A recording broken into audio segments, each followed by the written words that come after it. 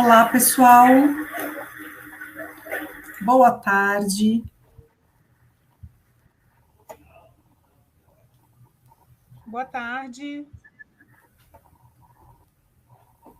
Vocês estão conseguindo ouvir a gente direitinho?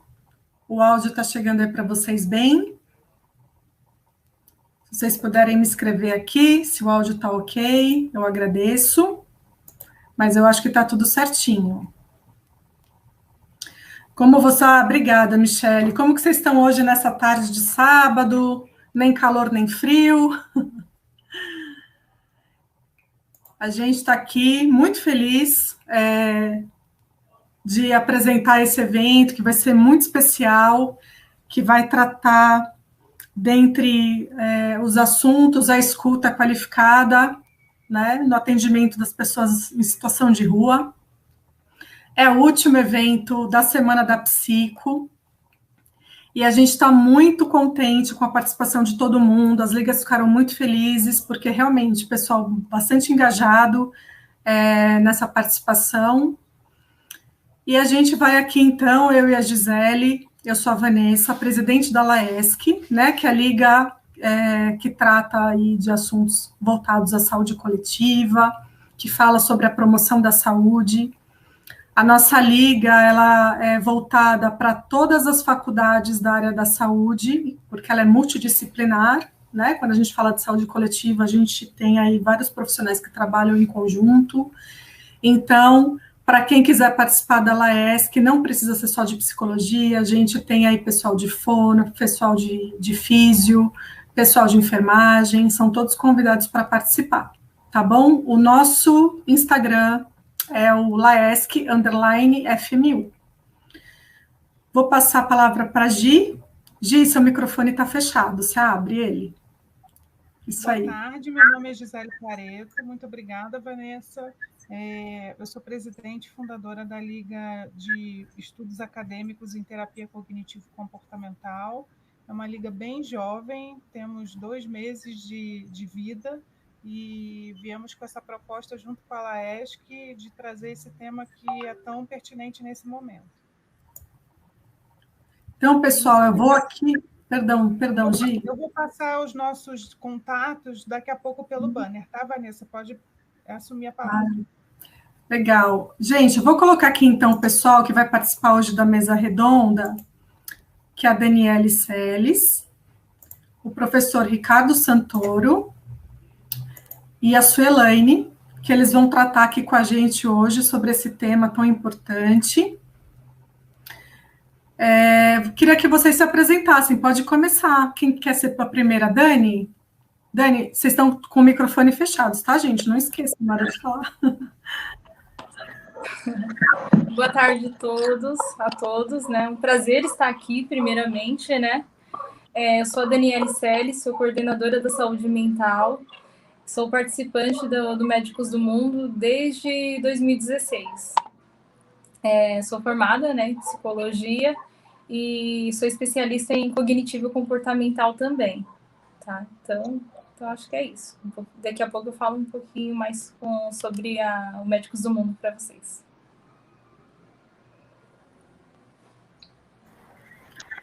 Bom, professor Ricardo. Oi, boa tarde a todos. Obrigado pelo convite, agradecer, uma honra fechar a Semana da Psicologia, um prazer enorme estar aqui com vocês, agradecer as ligas, parabenizar toda a organização da semana, o material gráfico ficou muito bonito, muito lindo mesmo, imagino como deve ter dado trabalho, mas valeu muito a pena, me sinto muito honrado de estar aqui, sou muito grato também por vocês terem escolhido a ONG Médicos do Mundo como a instituição da Semana da Psicologia. Então, eu sou psicólogo de formação, já vou fazer 20 anos de formado, ano que vem. Formei na PUC São Paulo, sou especialista em saúde mental, sou integrante do grupo de pesquisa da Escola de Enfermagem e Saúde Coletiva da USP, sou apoiador institucional da APS Atenção Primária à Saúde do Santa Marcelina, sou professor da casa, com muito orgulho, gosto muito de trabalhar aqui, acredito muito no nosso ensino, participo com a Dani também do Médicos do Mundo, e também agora eu estou junto com o Projeto Life, a gente está com uma um projeto de escuta que eu vou falar com vocês aqui, e vamos iniciar também com o projeto CU das Clínicas, que eu vou explicar para vocês.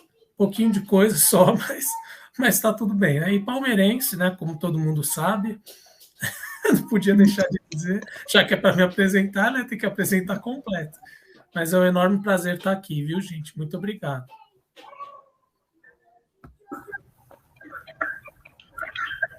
A palavra é sua. Vocês estão conseguindo me ouvir? Porque eu não consegui ouvir as apresentações. Muito prazer, eu sou a Suelaine, estou na coordenação do Centro Pop de Santana há quase 4 anos, e é um grande prazer estar aqui nessa tarde com vocês. Gente, prazer é nosso, é uma honra mesmo, de verdade, tanto pelo histórico de vocês, quanto a força que vocês têm de representatividade. A gente fica, de verdade, muito grato, e brindar aí com a companhia de vocês o encerramento da semana, que foi brilhante, e que, não menos, esse evento será também, tá bom? Eu vou sair aqui para colocar o PowerPoint, a gente vai começar com a Dani para fazer a apresentação.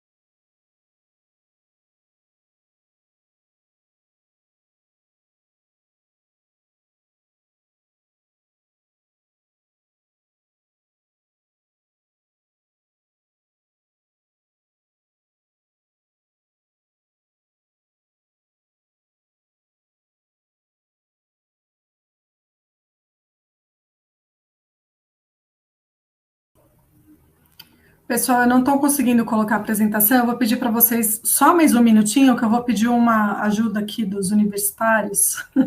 Nesse momento, vou pedir para vocês aguardarem só um minutinho, enquanto isso vocês vão ficar em companhia da Gi, tá bom?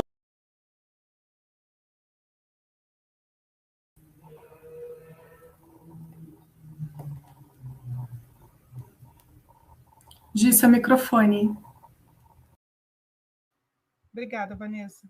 Vou aproveitar para agradecer a todos os convidados, ao Ricardo, a Suelaine, a Daniele, que vieram a pedido das ligas para falarmos desse assunto que é tão importante nesse momento. Queria agradecer a cada um de vocês, porque cada um tem que dedicar um tempo, tem que preparar material, se preparar para a apresentação. Então, muito obrigada a todos vocês. E queria agradecer também a todos que estão participando ao vivo da nossa transmissão. Quem não pôde assistir, o material fica disponível no YouTube, então vocês podem assistir depois. Acho que vai ser um debate muito rico. São pessoas que têm muita propriedade sobre o assunto. E também aos alunos, queria dizer que no final, quando abrirmos para as questões, vamos enviar o link para a inscrição da solicitação dos certificados. Então, fiquem ligados, fiquem até o final, para que vocês possam acessar a geração do certificado pelo Simpla. É muito simples de fazer, é só preencher rapidamente, e o link fica disponível por 20 minutos após o encerramento da transmissão. Então, como o evento termina às 5, até às 5h20 vocês conseguem solicitar o certificado.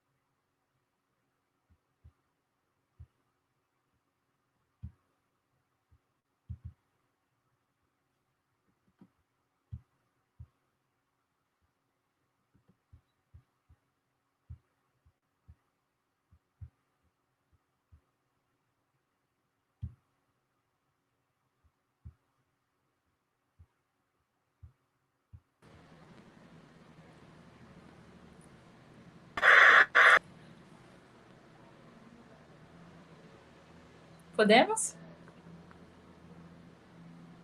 Está conseguindo ver, Dani? Tá bom para você? Tá ótimo, obrigada. Então, hoje eu vou falar um pouco sobre o Médicos do Mundo como um todo, como um projeto, como um funcionamento, mas eu vou dar uma maior ênfase no nosso projeto de saúde mental, que chama Mentes de Rua. Pode passar. Em alguns momentos eu vou estar olhando aqui do lado, porque eu tô com uma outra tela um pouco maior, tá, gente? É só uma colinha. Pode passar um pouquinho mais. Bom, hoje eu pensei em falar para vocês sobre algumas coisas além do projeto, que precisam ser discutidas, né? Então, a definição de população em situação de rua, assim, nós conseguimos desmistificar algumas ideias que nós temos sobre essa população, ideias que nós criamos em casa, enfim, é muito comum chamar essa população de rua de diversos nomes, inclusive de mendigo, de moradores de rua, e a gente vai entender um pouquinho como não é tão simples assim, e o que está por trás disso, né? Vou falar também sobre o trabalho desenvolvido na ONG, sobre o projeto, sobre parcerias, e a gente fala também sobre saúde mental, o que é saúde mental para essa população, que é um pouquinho diferente do conceito que nós temos. Pode passar.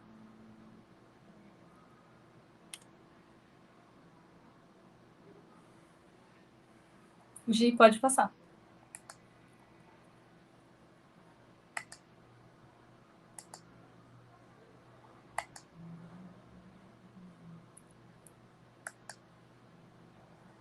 Pode passar de novo. Isso. Só mais uma vez, por favor. Tá. Volta um pouquinho.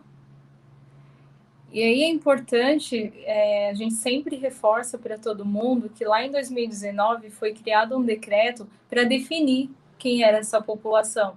Lógico que em 2019 o número de pessoas em situação de rua era menor, era algo que poderia ser pensado numa política pública para tentar diminuir um pouco mais, era algo que o poder público conseguia ver e conseguia mensurar, até com um censo.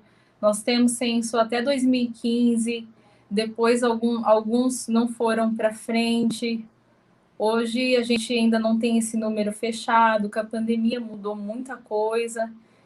Então, só em 2019 que foi possível pensar em políticas públicas para essa população. Então, para isso, a gente tem que falar que pessoas em situação de rua é uma população heterogênea. É constituído por crianças, mulheres, homens, idosos, tá? E nesse número tem uma variação. Então, tem uma certa população que é constituída por homens, por mulheres e crianças, tá? A gente tem que falar também que essa população ela tem uma característica em comum, que é a pobreza extrema. Então, também tem os vínculos interrompidos, fragilizados. É comum viver em espaços públicos, em logradouros. Então, a gente fala que para essa população existe uma característica que é determinante em todas. Então, é a pobreza extrema, é a utilização de logradouros públicos, e também pessoas que utilizam aqueles espaços vazios, que é chamados de cortiços ou ocupação. Então, o momento que essa população ela está sem uma moradia regular, utilizando qualquer espaço que não seja regular, ela já está em situação de rua. Pode passar.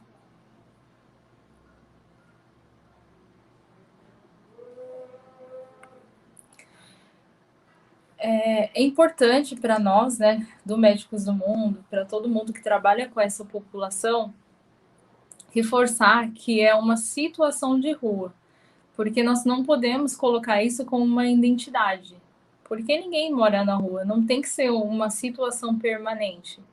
Então, ela deve estar em situação de rua, porque tem que existir políticas públicas para tentar reverter essa situação.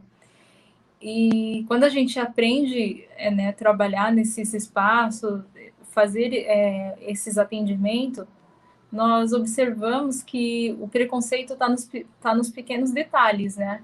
Então, desde uma classificação diferente, até você que não passou por esse processo, ou não trabalha com essa população, inclusive, descrever por que eles estão em situação de rua. Então, antes de trabalhar com Médicos do Mundo, é comum, a gente ouve bastante, muita gente falando que, olha, a pessoa está em situação de rua porque ela escolheu, foi um conceito de liberdade.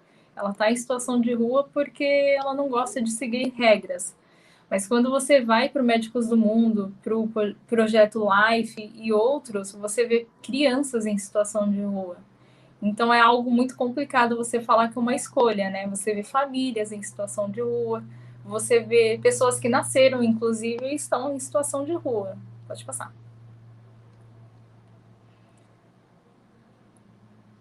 E aí a gente encontra, inclusive, algumas definições de contexto, né? Quando nós estamos atendendo, inclusive, tudo isso é trazido pela fala dessas pessoas atendidas, viu? Conseguimos enxergar que é uma população flutuante. O Projeto Médicos do Mundo atende na região da Sé, por exemplo. Conversando com essas pessoas em atendimento, muitas falam que já passaram pelo Brás, pela Luz, pelos territórios ali da Cracolândia, pela Moca. Então, a gente consegue perceber que, mesmo estando na região da Sé, as pessoas já passaram, já transitaram por vários outros locais, né? Então, por definição, é uma população flutuante. É um grupo heterogêneo, então nunca vai ter um território só constituído por mulheres ou só por homens. Existem famílias em situação de rua, existem crianças, bastante criança, agora aumentou na pandemia, né? Idosos também. Mas a gente consegue falar, nesse caso, né, nessa identificação, a gente consegue falar que existem mais pessoas do sexo masculino, a predominância está na população negra, e também existem idades que são muito comuns, de 25 a 44 anos. Mas, de novo, momento pandemia, aumentou mais. Então, a gente consegue ver pessoas, inclusive, que estão na rua pouco tempo, 3 meses, 15 dias. Tá? E aí a gente fala também que, só reforçando, todas essas populações existem uma pobreza extrema, classificada, perda de vínculos, tá? Pode passar.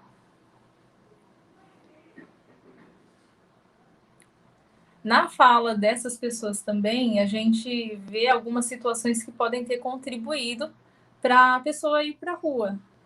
Então, migração, principalmente pessoas que vêm do Norte e Nordeste, vêm pensando numa situação diferente para São Paulo. São Paulo é conhecido como uma cidade extremamente rica de oportunidades, mas para quem vive aqui em São Paulo sabe que é cara e que nem sempre a oportunidade ela é igual para todo mundo. Então, as pessoas que vêm do Norte e Nordeste vêm com uma ideia que, chegando aqui, conseguem emprego e conseguem um aluguel, tranquilamente consegue se manter.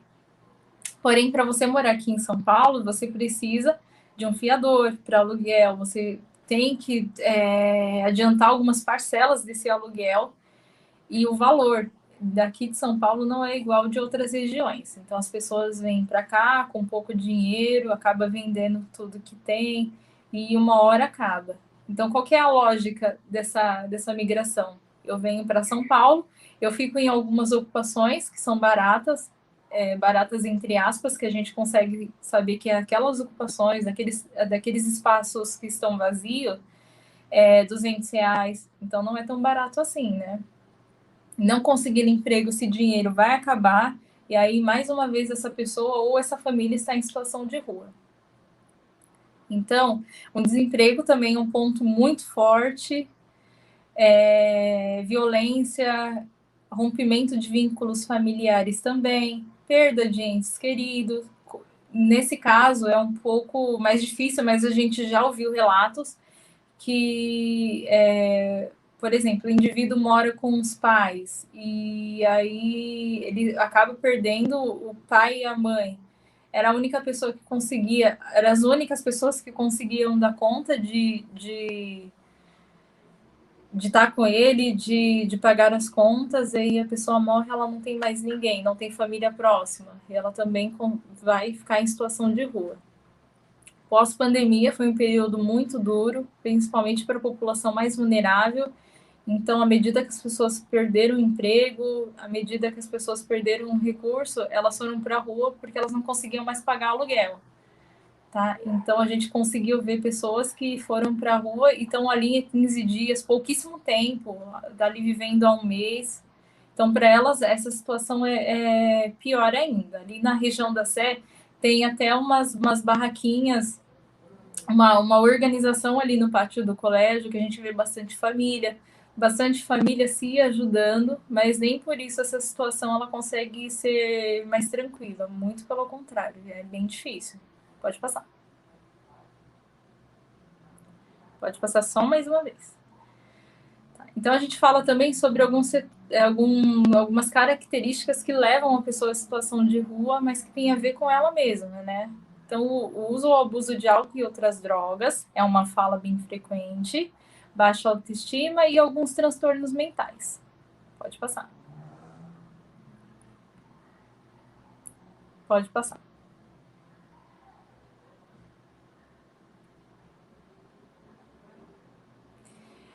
Então, para o Médicos do Mundo, nós somos uma organização que faz atendimento multidisciplinar em várias vertentes da saúde, mas também nós levamos em conta que levar atendimento assistencial também é muito importante. Nós estamos, né, em algumas regiões do Brasil, né, algumas cidades maiores do Brasil. Nós também temos algumas atuações internacionais, a convite de algumas parcerias de outras ONGs também. A Médicos do Mundo está em algumas fronteiras, também consegue ajudar. E para cada tipo de atendimento tem um segmento diferente. Tá? Eu vou falar um pouquinho de cada um. Tá? Só acompanha aqui da tela que está um pouquinho maior, que não consigo enxergar. Só um minutinho. Então, para nós, além de levar o atendimento, além de dar suporte para o aluno, para as pessoas que estão começando, para os voluntários, o conhecimento é primordial, o respeito, a ética, a cumplicidade, cuidado e aprendizado. Cada fator desse que a gente consegue descrever, para nós é importante levar e é uma troca.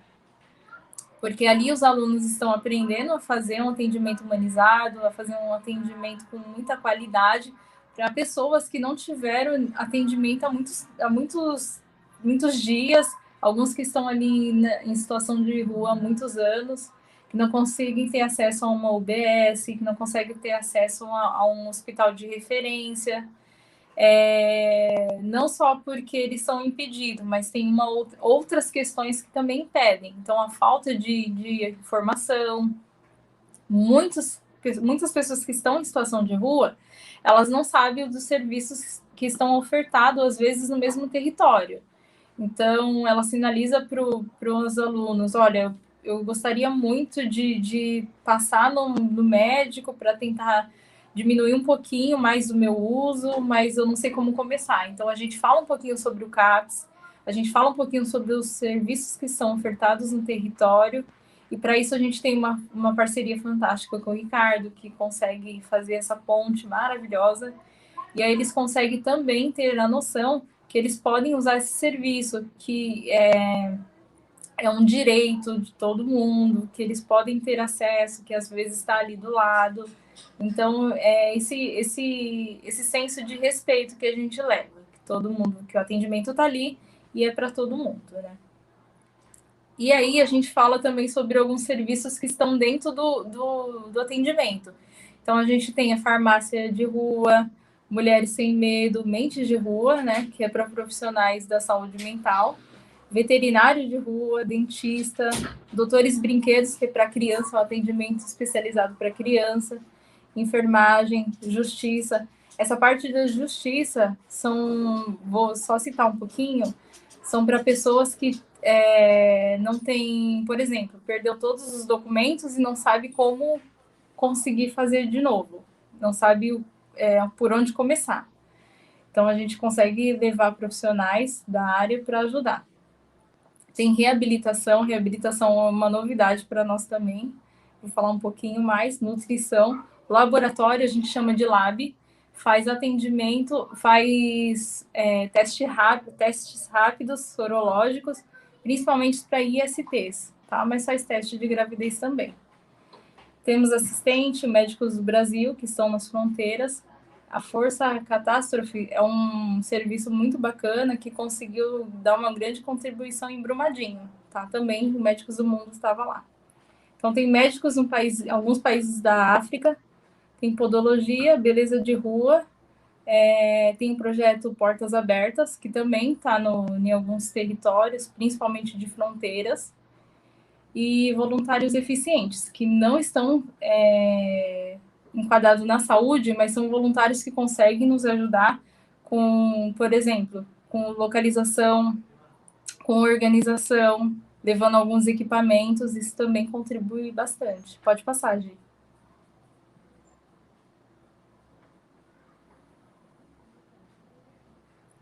Então, a nossa farmácia.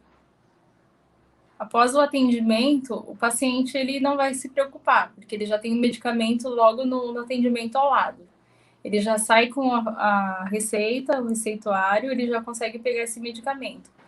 Os medicamentos que nós temos são todos doados por algumas empresas e a gente só não tem medicamento controlado. Mas, mesmo assim, a gente ainda consegue dar conta de muita coisa. Então, desde curativo, bezetacil, qualquer coisa nesse nível a gente consegue dar conta. Pode passar.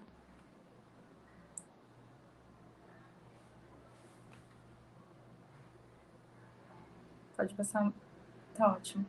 Então, essa foto desse atendimento é no território ali da Cracolândia. Nós levamos todos os equipamentos para atendimento com mulheres. Então, um grupo de ginecologistas foram fazer todos os acompanhamentos com as grávidas, exames também para quem gostaria de fazer. E lá é um atendimento um pouquinho diferente. Nós não levamos uma organização de tendas, espaço, porque nós atendemos nessa ONG, que é da foto que vocês conseguem ver, mas a gente chama as mulheres que estão no território. Então, a gente consegue ir até a Craco e consegue, né, convidar essas mulheres que estão nesse território. Pode passar. Esse é o atendimento da psicologia. Essa foto é super recente, de um aluno da FMU. É um atendimento que busca acolhimento, atenção, também, quando preciso, orientação, encaminhamento para as redes de saúde. Então, pós-pandemia mudou muita coisa, a gente teve que levar um atendimento reduzido, porque antes nós tínhamos uma tenda só para atendimento da psicologia. Depois do momento da pandemia, as coisas tiveram que ser mais equilibradas, mais distantes, né? Então, a gente não conseguiu fazer o que a gente conseguia antes, porém, ainda tem muita qualidade, porque tem acolhimento, tem encaminhamento, tem a atenção ali do aluno. Pode passar. Esse é o atendimento do nosso VET, a gente consegue atender todos os animais que vocês imaginam que tem em situação de rua. E ao contrário do que todo mundo pensa, os animais são muito bem cuidados, viu? A gente consegue perceber que as pessoas conseguem levar para esses animais, ou pessoas que passam pelo território, sempre tem uma raçãozinha na bolsa, consegue fazer doação. Então, as pessoas que estão em situação de rua também têm uma outra lógica, né? Elas trabalham, o que todo mundo não enxerga, né? Porque é um trabalho que não tem organização, não tem separação, segunda e sexta, das 8 às 5. Então, como eles trabalham com reciclagem, eles conseguem manter esses animais. Então, comprar medicamento, ração, cuidado. E o que a gente percebe é que eles são super bem cuidados, super bem tratados. Então, a ONG leva serviços que é um pouquinho limitado, aí a gente só não tem castração, mas a gente consegue fazer curativo, a aplicação de medicamento também consegue. E, enfim, às vezes levávamos banho também, e a gente distribuía algumas roupinhas, né? Principalmente no frio. Então tem uma variação de animais. A gente já atendeu desde de porquinho da Índia, de tudo um pouco. Acho que o mais diferente foi esse, né? Se eu lembrar de algum, eu comento. Pode passar. Tá. Essa é a parte odontológica da ONG, esse é o atendimento lá na Cracolândia também, e nesse caso a gente só não consegue fazer extração, mas de tudo um pouco dá para fazer. Dá para medicação pode ser feita, tudo que possa diminuir o sofrimento ali na hora, e essa pessoa sempre é encaminhada para a rede de saúde, tá? Porque a maioria das vezes os pacientes eles querem, por exemplo, extração de dente, às vezes um siso, muitas vezes. Então, tem coisas que a gente não conseguiria tratar ali no território. Pode passar. Enfermagem. A enfermagem, ela consegue dar conta de uma população um pouco maior. Então, desde queimadura, de ferimentos, drenar alguma secreção que está ali, eles conseguem fazer, né? A gente não, eles, na verdade. Eles conseguem realizar alguns procedimentos que vão além que são mais complicados. E nessas duas fotos são no território da Cracolândia também. Pode passar. Esse é o laboratório e é um serviço combinado com a psicologia. O laboratório tem alguns testes rápidos, testes sorológicos, principalmente de ISTs. E aí a gente percebeu que quando o paciente ele vai fazer o teste, ele fica 15 minutinhos esperando. Esses 15 minutos para eles é uma situação muito complicada, que eles ficam muito ansiosos pelo teste. Então, o aluno de psicologia, nesse momento, aproveita para fazer um atendimento de acolhimento, para saber onde ele mora, como é a organização dele em saúde mesmo, se caso o exame der positivo, para quem ele contaria, para entender como esse paciente vai lidar com um possível positivo de algum teste. Nesse momento, a gente aproveita e fala um pouquinho sobre as redes de saúde. Caso o teste dê positivo, já fala para ele onde ele consegue um atendimento, a importância desse atendimento, da continuação, ou se ele descobriu agora, a gente consegue falar para ele como ele consegue se manter saudável. Ali, no caso desses territórios que nós atendemos, a maior predominância é de ISTs, e a gente sabe que os pacientes já foram testados antes, então eles já sabem de um possível positivo, só que eles vão todas as vezes para saber se isso dá realmente positivo. E aí a gente vai orientar ele na prevenção, em como ele pode continuar esse tratamento. Depois que ele passa pelos testes, dependendo do que der, eles conseguem já passar pela farmácia e tomar medicação. Então, essa é a importância do trabalho da psicologia, de orientação, de acolhimento, e como essa pessoa consegue ter todas essas informações. Ela não precisa ir em outro lugar, ela já vai sair dali orientada, tá? Pode passar.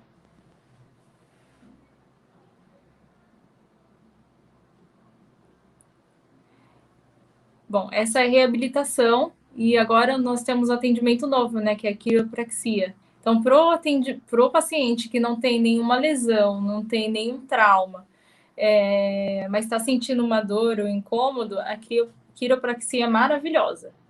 Então, todo mundo gosta muito de passar. Ele dá um alívio em alguns estresses, principalmente em coluna, pescoço. Até os próprios voluntários da ONG passam pela quiropraxia. E na última ação todo mundo aproveitou. Então, para quem era voluntário, médico, enfim, psicólogo, todo mundo acabou fazendo junto, né? Pode passar. E aí, o Mentes de Rua. Para nós é importante sempre reforçar que, por mais que estamos num território aberto, que não seja num consultório com 2 paredes, tudo bonitinho, tem a mesma funcionalidade. Então, a gente consegue acolher, a gente consegue orientar, a gente consegue fazer tudo que nós fazíamos propriamente dentro do consultório, né? Com algumas limitações, é claro. Mas a gente consegue perceber também quanto é importante o trabalho da psicologia para a população em situação de rua. Existem muitas falas ali que estão associadas a um possível transtorno mental, a como eles se sentem, a descrição, olha, eu estou mais triste, como de costume, eu já não consigo comer. Então, eles estão falando da necessidade da psicologia. O serviço da psicologia entrou na ONG quando o pessoal da medicina começou a ouvir muitas queixas ligadas à saúde mental. Então, foi aí que nós fomos convidados. Pode passar. Essa é a minha equipe. Esse foi o último atendimento, um dos últimos atendimentos lá na Cracolândia. E só reforçando, né? O atendimento é para todos, seja para grupo, criança, idosos. Agora um pouquinho mais limitado, na pandemia a gente não consegue fazer tantas coisas, mas... E é isso. Pode passar.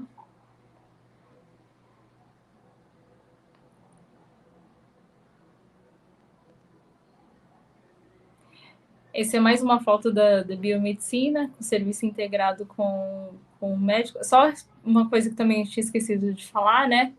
O trabalho do laboratório, aqui em situação, aqui no território de São Paulo, principalmente, eles conseguem mapear que tem mais situações de positivos ligados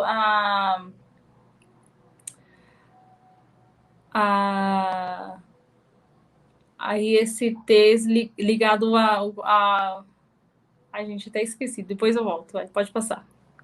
Depois eu reforço aqui. Essa é a nossa última ação com toda a equipe ligada à medicina, à enfermagem. Pode passar. E esse é o nosso contato. Tá? Para quem tem dúvidas, para quem quer entrar em contato com a gente, quem quer participar da ação, tá bom? Dei só uma corridinha no final, que o meu tempo já estava acabando. E agora eu vou deixar vocês com o professor Ricardo. Ele vai falar um pouquinho mais sobre o trabalho ligado a pessoas em situação de rua.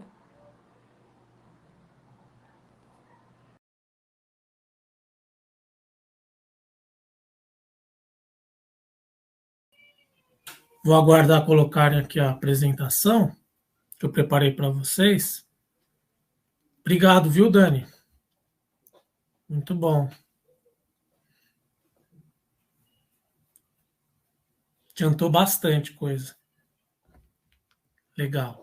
Vou tentar ser mais breve também por conta do adiantado da hora, né? Então, tema da nossa palestra, né? O luto pelo que não vivo. Só contar um pouquinho, a Dani falou bastante aí do Médicos do Mundo, né? Pode passar, tranquilo. A Dani falou bastante do Médicos do Mundo, né? Que a gente, né, Dani, chama de MDM, né? Abreviado. Contar um pouquinho que a gente leva os alunos de 9º e 10º semestre no estágio de Psicologia Social para esses projetos para trabalhar com pessoas em situação de rua. Então, eu dou supervisão de estágio no 9º e 10º semestre, agora estou com 2 turminhas de 9º, né? Então, a gente tem alunos tanto no projeto Médicos do Mundo, no projeto Social Life, tá errado aqui, tá? É projeto social.life. No Instituto Construir, do meu colega grande amigo Afonso, que também faz um trabalho lindo ali na rua Guaianazes, e agora um projeto embrionário, hiper recente, que é o CUL das Clínicas, que é um projeto do aluno Igor, que antes ele destinava 10% da renda do CUL das Clínicas para projetos sociais, agora ele mesmo montou, ele e uma turma de amigos montaram um projeto de intervenção lá na Praça da República. Estão perguntando se meu áudio está bom, se vocês estão ouvindo. Um projeto lá na Praça da República. Né? O CUL das Clínicas vende pano de prato, camiseta, caneca, tudo com caricaturas do Freud, do Skinner. Até eu tenho uma camiseta aqui do Foucault num manifesto pelo SUS e pelo CAPES. Né? Só para vocês terem uma ideia, o projeto Social Life também a gente vai há pouco tempo. Em 3 meses de atendimento, a gente atendeu 150 pessoas, 153 pessoas foram acolhidas. Eu fiquei de férias agora em julho, né, da faculdade, e peguei 20 dias também lá do Santa Marcelina, eu voltei hoje. Hoje a gente teve ação do Projeto Social Life, distribuímos 534 marmitas lá. Eu me espantei quando eu cheguei na Sé, lá na Praça da Sé, porque deu uma mudada absurda em um mês, a praça estava muito mais cheia. Como a Dani disse, é muito difícil você fazer o censo de pessoas em situação de rua, mas o que a gente observa? Que cada dia mais pessoas estão ficando em situação de rua, principalmente pelo período pandêmico, a crise que a gente está vivendo. Então, a gente está atendendo pessoas, por exemplo, que estão há 10, 15 dias em situação de rua, e aí a gente vai encaminhando mesmo para os centros de acolhida, que não é mais albergue, né? São centros de acolhida. Lá na Sé também saem ônibus para esses centros de acolhida, mas a gente vai percebendo que a vulnerabilidade é muito grande mesmo dessas pessoas. Então, só que mencionar para vocês que a gente tem essa parceria, que a Dani falou bastante, né, dos alunos, é porque a gente tem uma parceria muito boa com Médicos do Mundo desde 2019. A Dani sempre foi uma grande parceira, sempre recebeu muito bem os alunos, e é um campo de estágio para vocês no nono do 10º para atender essas pessoas em situação de rua, que a gente atende desde adultos e também crianças, né, e famílias. Se você puder passar, só mostrar umas fotinhos, que hoje eu estava lá no Life. Foi um projeto, né, o Projeto Life, só contar um pouquinho para vocês, que a gente começou no semestre passado, como eu disse para vocês, né, eu e os meus alunos de 10º semestre. Com a pandemia, a gente não tinha campo de estágio, nenhuma instituição queria que a gente entrasse. O Médicos do Mundo não pôde atuar, né, Dani, por conta da subprefeitura, que não permitiu a ação das ONGs no centro da cidade. E aí, eu e os meus alunos, a gente decidiu se juntar ao Projeto Life e montar um projeto de psicologia semelhante ao Mentes de Rua e atender as pessoas em situação de rua e vulnerabilidade ali na Praça da Sé. Então, a gente começou bem tímido, né? Foi atendendo as pessoas, depois adquirimos coletes verdes, tinha que ser verde, né? Porque eu sou palmeirense, ali para os estagiários de psicologia, o que fez uma diferença absurda, porque nos coletes verdes vem escrito atendimento psicológico, então muitos deles nos procuram, porque eles não são tão bem recebidos assim nas unidades de saúde, eles não são bem recebidos nos serviços e nas instituições que os deveriam acolher, né? Então, eles veem o psicólogo na rua, eles nos procuram. Depois a gente foi comprando banquinho para também dar um pouco de conforto para eles, atendendo as crianças. E eu lembro de um usuário que eu conto sempre essa história, ele me viu de longe, assim, com o colete, ele falou, quando eu vi vocês de longe, com esse verde-limão fosforescente, eu pensei, não, eles vão me escutar. Não é possível que eles estão colocando esse colete tão chamativo e não vão escutar as pessoas. E aí a nossa lógica é mesmo da escuta, da demanda espontânea, para poder acolhê-los e minimamente dar um ouvido, né? dar um acolhimento, que essas pessoas praticamente são invisíveis ali na Praça da Sé. Pode passar, por favor. Só contar um pouquinho os pilares, tanto do nosso atendimento, né, quanto também do meu ensino e das minhas supervisões de estágio. O que é o oposto do viés cartesiano? Né? Não sei se vocês lembram o viés cartesiano, aquele viés biológico, organicista, que vai entendendo o sofrimento mental, o transtorno mental grave como uma condição extremamente biológica. A gente trabalha numa relação em que o social influencia em muito a condição psíquica do sujeito. Até eu coloco aqui no item de baixo, né? Na saúde coletiva, a gente até nem entende a condição biopsicossocial, porque quando você fala em uma condição biopsicossocial, você está colocando todos no mesmo patamar. Quando você fala biopsicossocial, é como se você colocasse 33% para cada um. E o que a gente percebe é que nas populações mais vulneráveis, nas populações mais periféricas, esse 33% não é isso. A gente percebe o quanto a condição social ela influencia muito mais nas condições psíquicas e nas condições biológicas. Se você for para as regiões mais periféricas do município de São Paulo, seja lá onde for, vocês vão perceber que o adoecimento psíquico e o adoecimento físico ele é muito maior. Né? E isso não é à toa.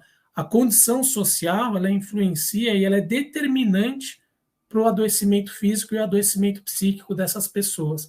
Eu trabalhei em Cidade Tiradentes muitos anos, eu sempre falo isso, a expectativa de vida, a média da população de Cidade Tiradentes é de 52 anos. 52 anos. A média da população, o terceiro menor IDH. o índice ali em Cidade Tiradentes era o território onde tinha a maior mortalidade infantil. Era o território onde tinha o maior número de atropelamentos e o maior número de óbitos infantis por atropelamento. Quer dizer, olha só o quanto as condições sociais influenciam na condição física e na condição psíquica.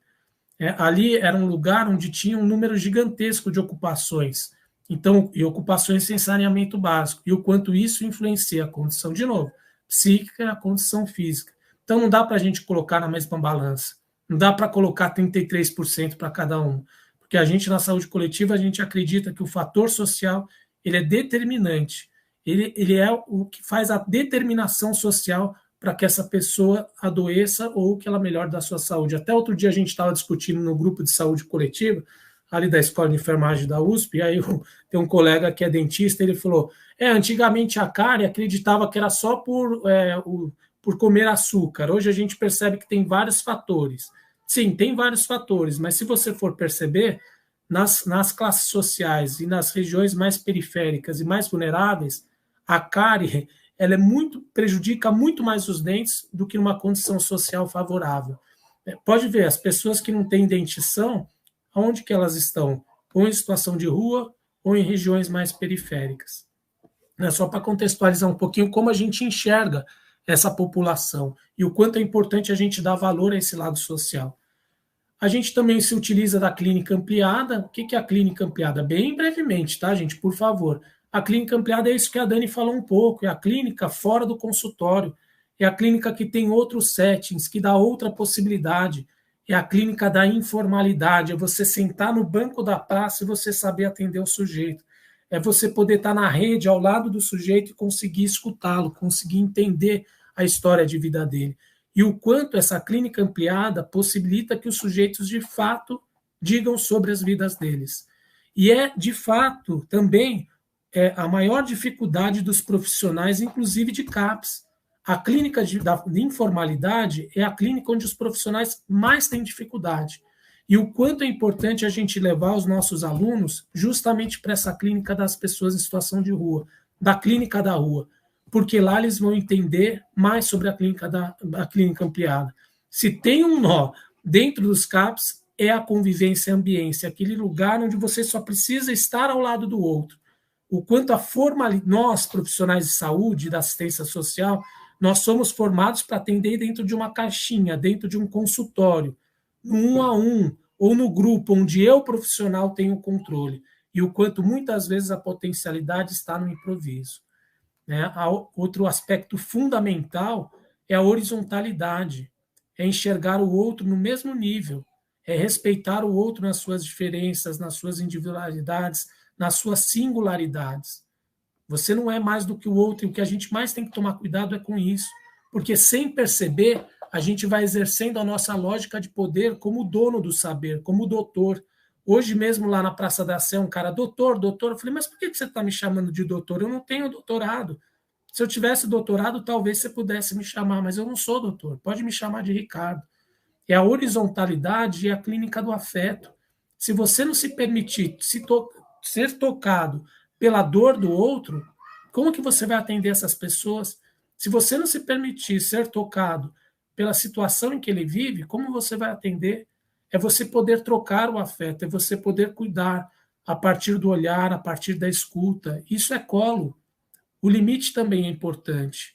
Isso dignifica o outro, isso dá cidadania para o outro. A gente, se estiver muito rápido, as meninas me dão um toque, tá? É a clínica da redução de danos também. A gente não está lá para fazer as pessoas pararem de usar.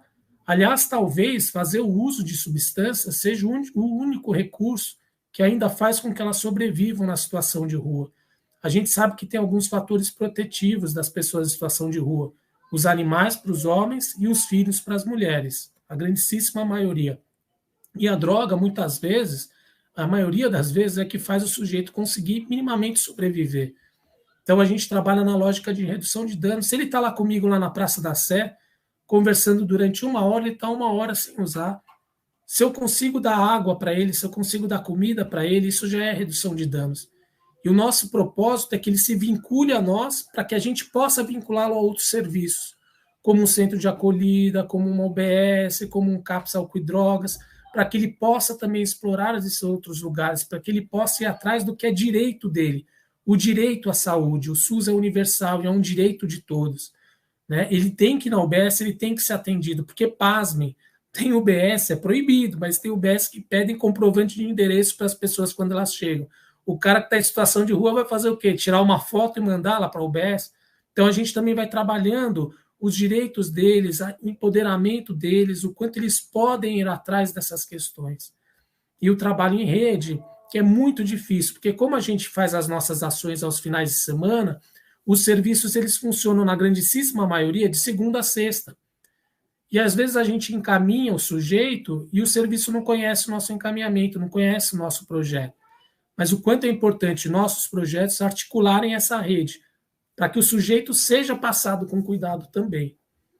Eu só vou falar um pouquinho do luto, mas antes de falar do luto, eu queria dizer o quanto a nossa educação para esses alunos que vão nesses projetos, eu acredito que é uma educação transformadora, porque a gente faz com que a gente faz alunos que sejam alunos humanos, alunos respeitosos, alunos horizontais, e não alunos copiadores de livros, não alunos que ficam procurando o diagnóstico no sujeito para poder dizer como ele tem que ser, não alunos que rotulem dizendo que é um transtorno de personalidade, um PQ, um 13, que a gente ainda ouve esses termos de profissionais de saúde.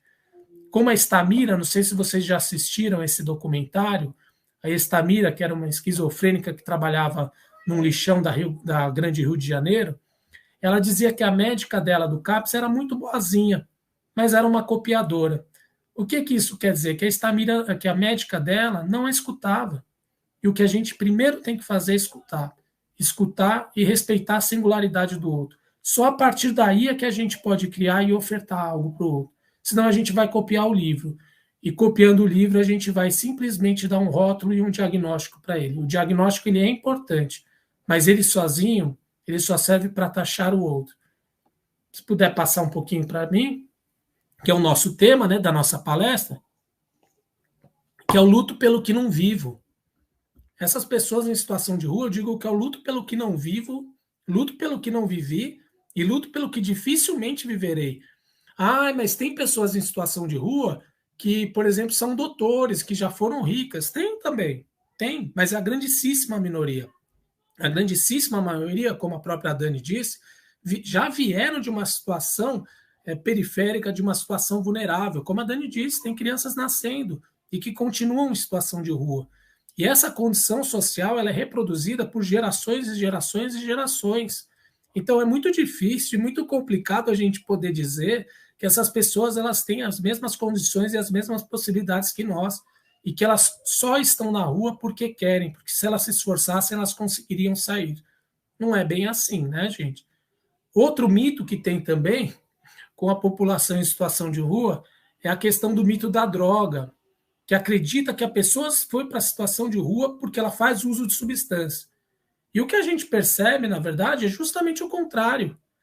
Ela se torna em situação de rua, uma situação vulnerável, ou já nasceu nessa condição, e ela vive em diversos lutos. E justamente o luto é que faz a busca pela droga. Então, é o contrário. Estar em situação de rua é que faz com que eu faça uso, e não necessariamente o contrário. É um grande mito. Está em situação de rua porque é usuário. Não, o contrário. Será que se a gente tivesse situação de rua, a gente não usaria bastante? A gente não beberia bastante também? Que é um outro mito também na população em situação de rua.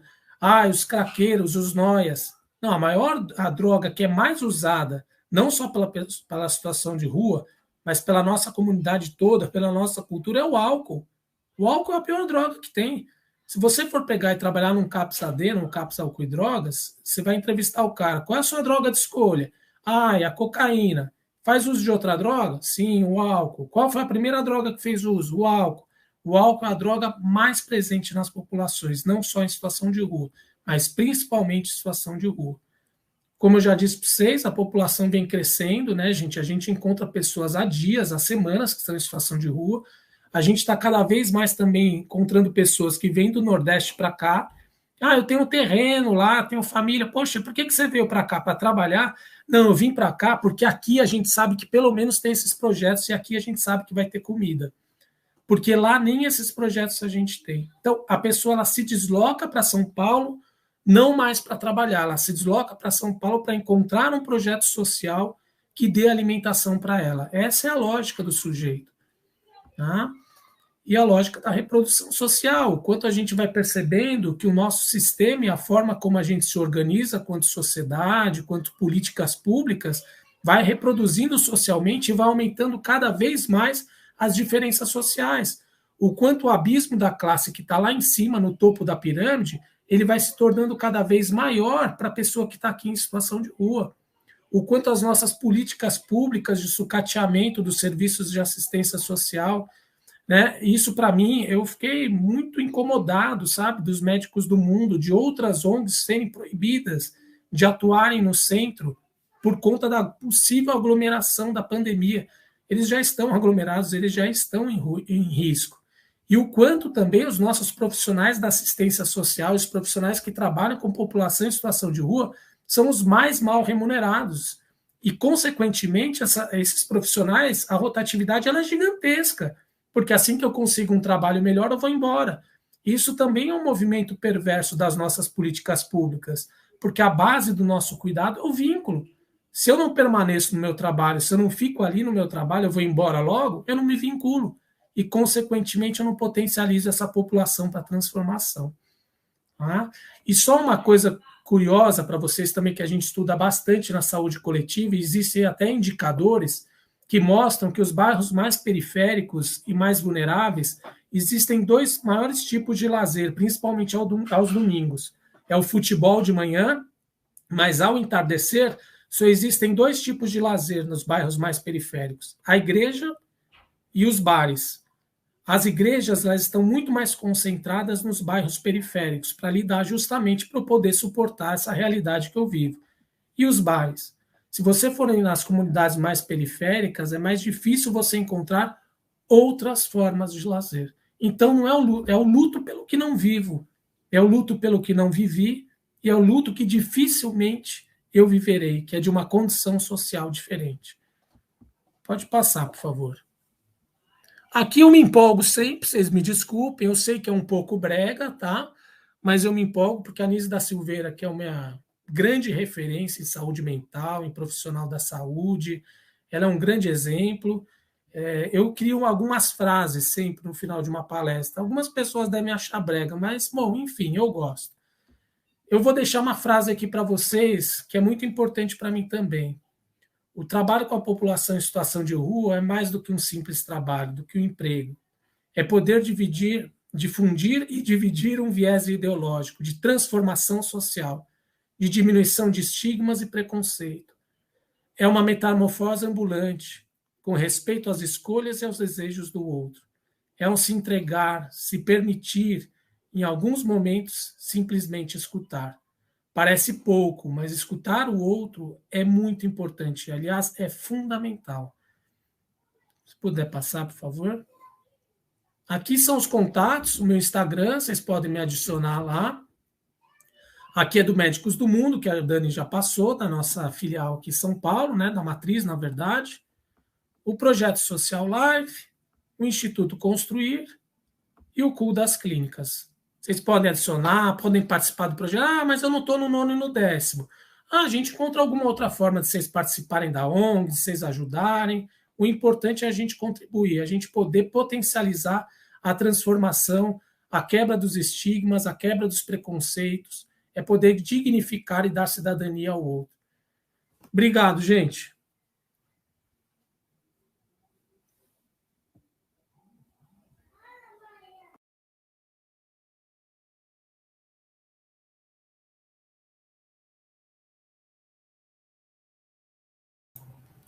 Eu esqueci de abrir o microfone porque eu fiquei muito empolgada.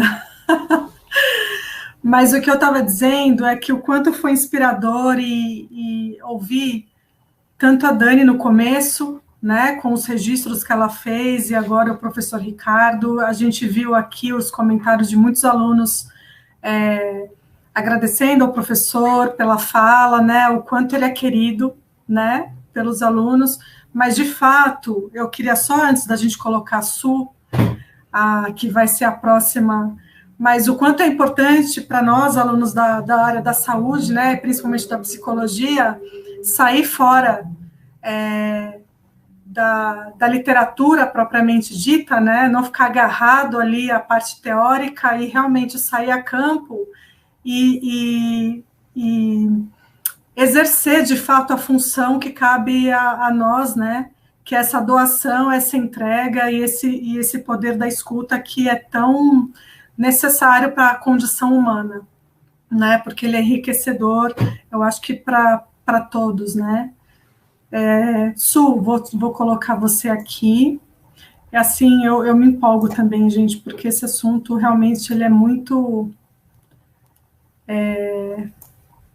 Ele é urgente, ele é necessário, tem a questão política que a gente vive, sempre viveu, né, não é novidade, esse distanciamento social, mas o quanto mais nós pudermos nos engajar mesmo, verdadeiramente, porque não adianta a gente também exigir do político o que a gente não faz como cidadão, né? Desculpa, tá? Essa é uma opinião pessoal, mas porque eu acho que, de verdade, para a gente transformar uma sociedade, a gente tem que exercer a nossa cidadania verdadeiramente, não só na hora do voto. Eu estou colocando a sua aqui para participar com a gente. Enquanto isso, Gi, se você quiser ir colocando o PowerPoint dela, só a primeira... Isso aí. Ela estava com um probleminha na conexão, tá, pessoal? Mas ela já vai entrar aqui com a gente.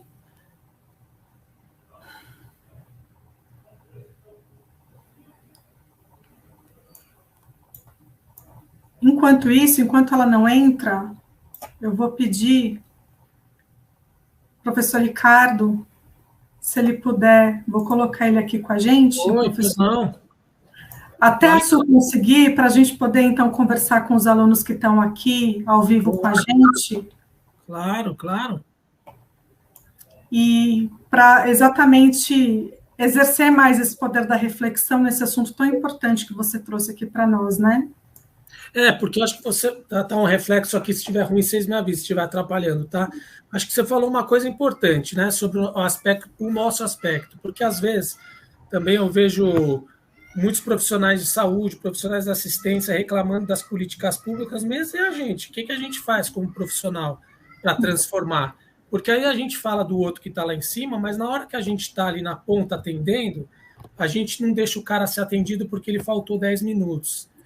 A gente não quer. Eu lembro uma vez no CAPS, só me empolgando até a sua entrar, numa assembleia do CAPS, os usuários começaram a reclamar da alimentação, que estava ruim, estava vindo fria, o feijão eles estavam vindo meio azedo, aí alguns profissionais falaram, que absurdo, eles estão reclamando da comida, eles já ganham comida e ainda reclamam. Eu falei, gente, é direito deles, que ótimo que eles estão reclamando, que bom que eles estão assim empoderados, que eles estão dizendo que eles não estão gostando, a gente tem que dar voz, porque isso, sem perceber, é uma lógica de poder que a gente exerce sobre o outro, como a gente dizer para o outro, eu não vou te atender se você não vier limpo. Isso é uma cultura manicomial que a gente tem dentro da gente, que a gente precisa quebrar. Por isso que eu falo da lógica da horizontalidade, porque às vezes é muito bonito falar, mas na hora de atender, eu não me coloco numa posição horizontal, eu quero ser o doutor, eu quero ter o poder do controle da hora que começa, da hora que acaba, o lugar que vai ser oficina. Como é que eu posso fazer um projeto terapêutico singular para um sujeito sem nem conversar com ele? Como é que eu posso dizer para ele determinar as coisas do outro sem minimamente escutá-lo? Hoje até uma aluna do nono falou assim, aqui a gente só está escutando. Eu falei, a gente está escutando e isso é muito. Isso é porque as pessoas não se ouvem mais, as pessoas não se olham mais. É só para o celular aqui, ó. Ninguém mais vê ninguém, ninguém mais escuta ninguém. Muito menos essas pessoas, porque mesmo os projetos que dão alimentação, e isso é muito bacana, né? Não estou dizendo que não é legal, mas o dar alimentação é diferente de você dar alimentação e escutar o outro. quem é você, qual é a sua dificuldade, como eu posso te ajudar, né? Sem julgamento. A gente não está ali para julgar o outro, a gente está ali para ajudá-los, para ele se fortalecer. Até eu achei que ia atrasar, porque eu estava indo embora, com uns banquinhos na mão, colete na mão, um cara lá de longe falou, opa, por favor. Falei, opa, o que vocês estão dando? Falei, a gente estava dando comida e escuta, né, pela psicologia. Ah, você é psicólogo? Falei, sou. Puxa, cara, quase que eu morri a semana passada. E começou a falar. Fiquei mais meia hora lá conversando com ele. Achei que ia atrasar aqui, mas eu não podia dizer para ele, não, eu não vou te ouvir. Ele precisava de mim naquele momento, sabe? Ele precisava, porque ninguém consegue escutá-lo. E talvez pela minha escuta ele chegue no CAP segunda-feira. Talvez. Mas eu preciso apostar. Essa sua fala, professor, de que né, de alguns profissionais da saúde que, por exemplo, ficam indignados de quando aquilo que foi dado, né, a quem recebeu reclama. Então, e realmente é um ponto de atenção importante, né, essa questão da sensibilização, porque, poxa, por que nós temos o direito de não gostar de algo e eles têm direito de aceitar tudo, né?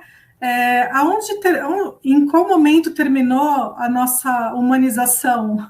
A partir de quando nós nos sentimos melhores por ter uma formação e aí um pseudo-poder, mas, poxa, a gente está falando de questões humanas, né? E eu fiquei impressionada, eu nunca tinha prestado atenção nisso, e então,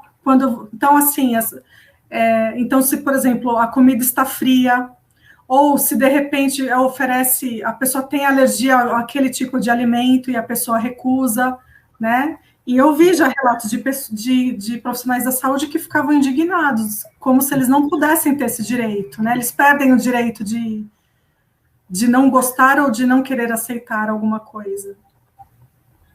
Perde o direito, porque, de novo, cai na lógica do poder, né? Eu é que determino o que você tem que gostar, quando tem que gostar e como tem que gostar, né? Então, a gente tem que tomar muito cuidado, porque, sem perceber, a gente exerce o manicômio que está dentro da nossa cabeça. A gente exerce a cultura manicomial, a cultura vertical, da lógica de poder. Então, isso é que a gente tem que fazer, e eu acho que esses estágios propiciam muito isso aos alunos, sabe? Porque tira da zona de conforto e a zona protegida. Muitos alunos vão no primeiro dia, voltam chorando para casa, né? Acho que voltam chorando por ver a vulnerabilidade que existe e que nunca se deram conta, mas também voltam chorando porque pela impotência que muitas vezes a gente sente. Tudo bem a gente saber que não vai mudar o outro, que bom que a gente não vai mudar o outro, porque a questão não está em nós, a gente precisa propiciar uma possibilidade de mudança para o outro, né? A pandemia prejudicou muito essas pessoas que estão em situação de rua, prejudicou demais os usuários do SUS, os usuários do CAPS. No CAPS, agora que a gente voltou aos grupos com 4, 5 pessoas. Então, você imagina uma pessoa que precisa do grupo, da sociabilidade, da coletividade, né, não poder ir ao seu serviço de saúde mental, o quanto ela foi prejudicada e o quanto a pandemia ela vem para tirar tantas pessoas e tanta dor, mas também trazer muito sofrimento psíquico. O número de pessoas ansiosas aumentou absurdamente, o número de suicídio, de tentativas, né, o número de crises, né? A gente está aí com outro tipo de pandemia, outro tipo de também de a questão psíquica, está muito mais sofrido.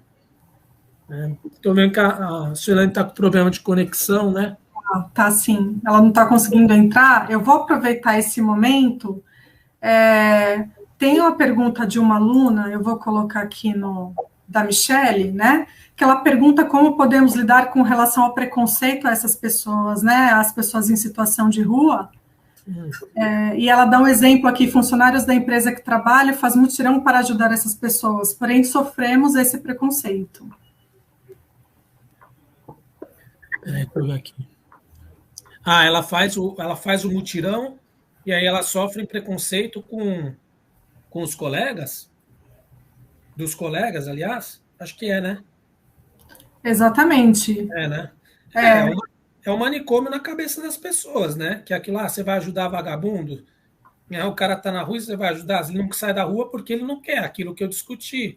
Eu acho que as empresas, elas podem também, elas têm a oportunidade de tentar quebrar esses estigmas, né? Trazendo palestras sobre saúde mental, depois vai sensibilizando, fala da depressão, fala das ansiedades, aí sensibiliza, depois fala do uso de substância, que ainda é muito carregado de preconceitos e estigmas, né? Ainda os dependentes químicos, eles são muito vistos ainda como vagabundos, como safados. Então, a gente precisa ir quebrando esses estigmas no cotidiano, em coisas pequenas também.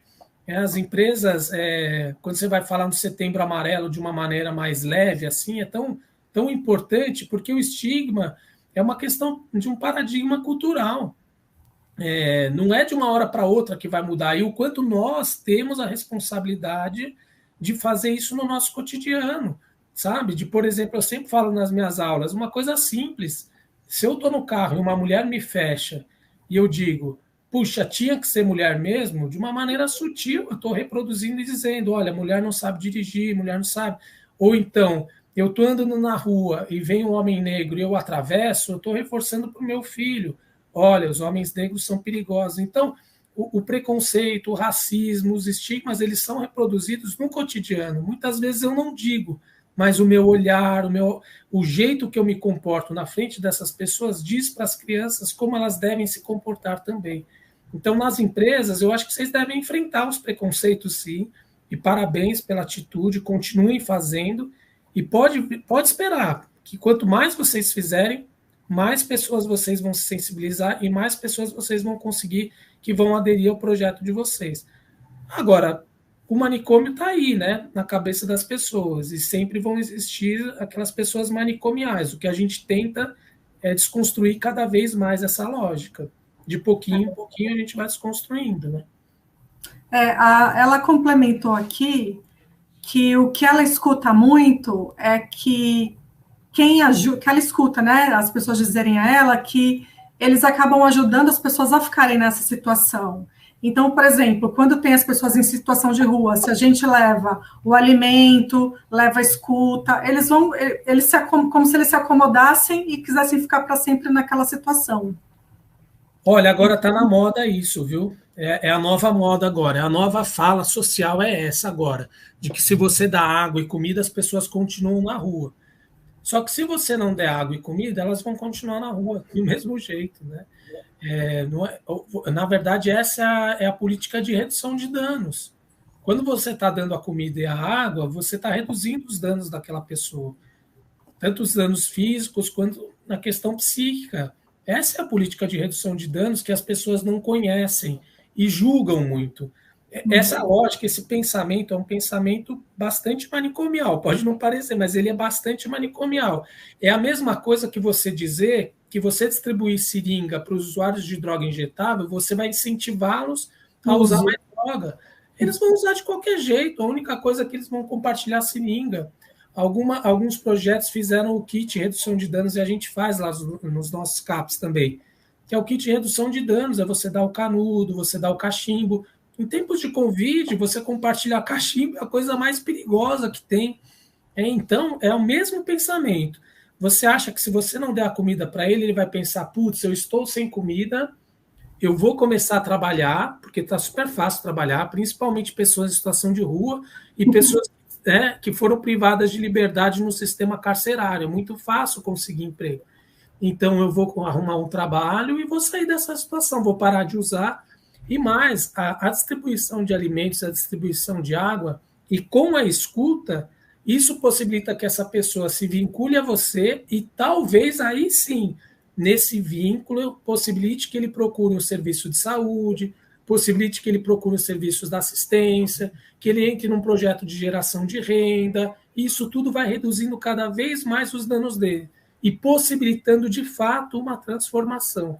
Agora, vão ter aqueles que nunca vão conseguir, mas eu preciso propiciar uma possibilidade.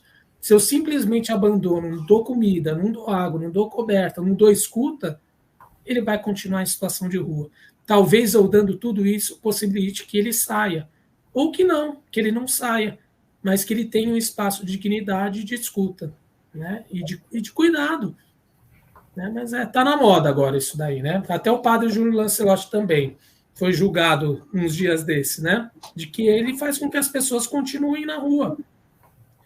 fosse assim era fácil, né, gente? Era ninguém dar comida, que todo mundo saía da rua, arrumava emprego, e a gente viveria no mundo de Barbie ou no mundo dos ursinhos carinhosos, né? Soltando coraçãozinho pela barriga, que é tudo tão lindo, né? A gente não tem desigualdade aqui no Brasil, é um país muito horizontal. A gente vive um abismo. Aqui a diferença aqui entre quem está em cima e quem está embaixo é uma diferença de 200 a 250%.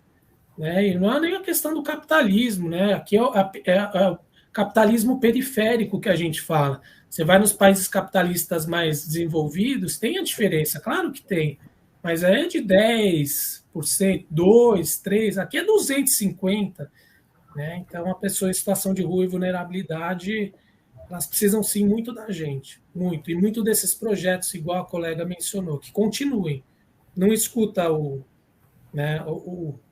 a fala manicomial, o olhar manicomial do sistema que quer que vocês desistam. Isso é a luta antimanicomial, nadar contra a maré da opressão, nadar contra a maré manicomial, nadar contra a maré da exclusão. Não é fácil ouvir, mas continue. Professor, tem uma outra apresentação, um slide, né, que você comentou. Tá.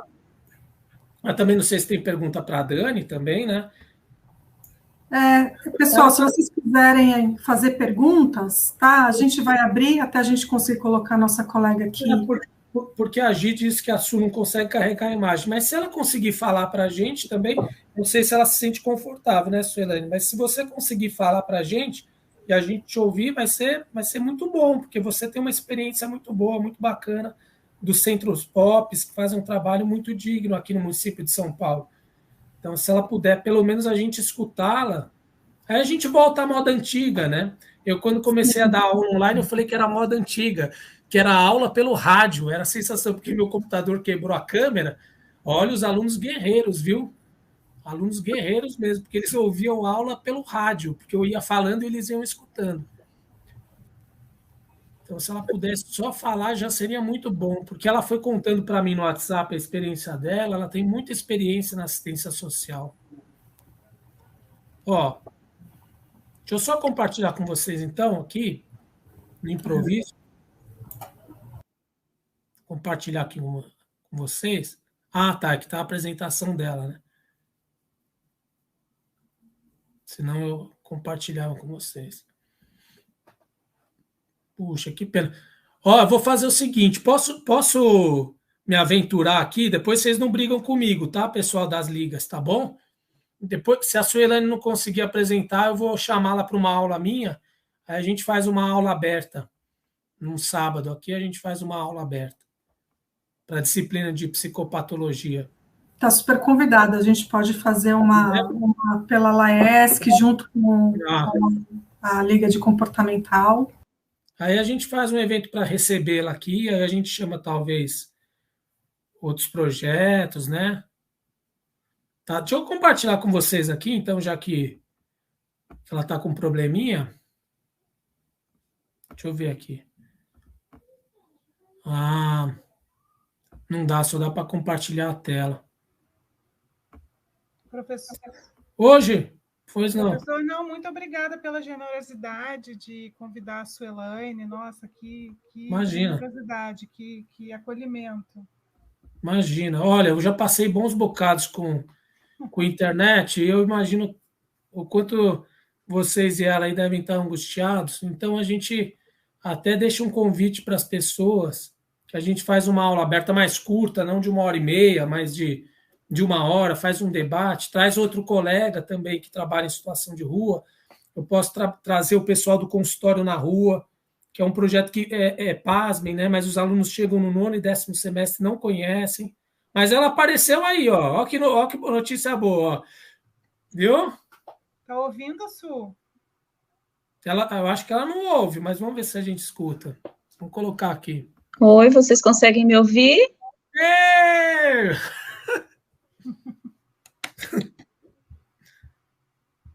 Vou colocar aqui. Te escutamos, mas você não nos escuta. Não nos escuta.